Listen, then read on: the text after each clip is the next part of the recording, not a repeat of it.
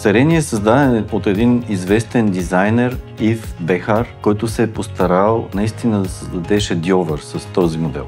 Както и останалите представители на серията Optima, гаранцията е 7 години, а материалите, от които столът е изработен, са от много висок клас. Това, което е характерно за този модел, който е в бюджет под 1000 лева или съвсем малко надвишава този бюджет от 1000 лева, той притежава множество адаптивни функции, като функциите, които са интегрирани в него, не се виждат с просто око. Това означава, че механизма на стола е много добре интегриран в дизайна на модела.